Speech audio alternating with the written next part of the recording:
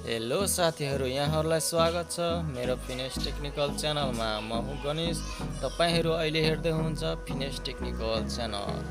यस्तै टेक्निकल सम्बन्धी कुराहरू हेर्नको लागि फिनेस टेक्निकल च्यानललाई सब्स्क्राइब गरिदिनु होला र साथमा रहेको बेल आइकनलाई प्रेस गरिदिनु होला।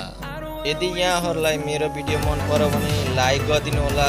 तपाईहरुले लाइक गरिदिनु भयो भने मलाई हौसला मिल्नेछ र कमेन्ट पनि गरिदिनु होला र साथीहरूको ग्रुपमा यसलाई शेयर पनि गरिदिनु होला।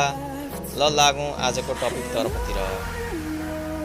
यहाँ चाहिँ मसँग एउटा डिजिटल काँटा छ जुन चाहिँ चल्दैन। यसको डिजिटल वेट सेल खराब छ, त्यसलाई चेन्ज गर्नुपर्ने हुन्छ। यसलाई खोल्दैछु मैले खोलिसकेको छु। यहाँ हेर्न सक्नुहुन्छ डिजिटल वेट सेल भन्छ, यसलाई वेट सेल भन्छ।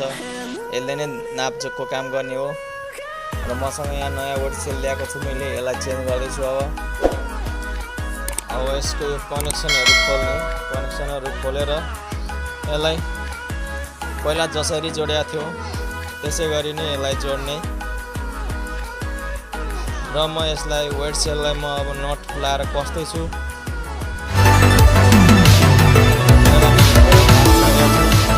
भिडियो लामो हुन्छ भनेर थोरै मैले फास्ट गरेँ।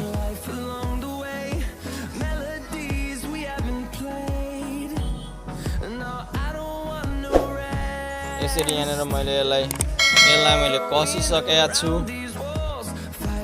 अब यसको जुन डिस्प्लेको कनेक्सनहरू गर्ने, यसको डिस्प्लेको वायरलाई ज्याक हुन्छ, ज्याक कनेक्सन गर्ने र हाम्रो कनेक्सन भइसकेको छ। अब यसलाई म अन गर्छु। अन गर्दाखेरि अन भयो। अब यसको म वेट जोग्छु, सही देखाउँछ देखाउँदैन। वेट सही देखाइरहेछ।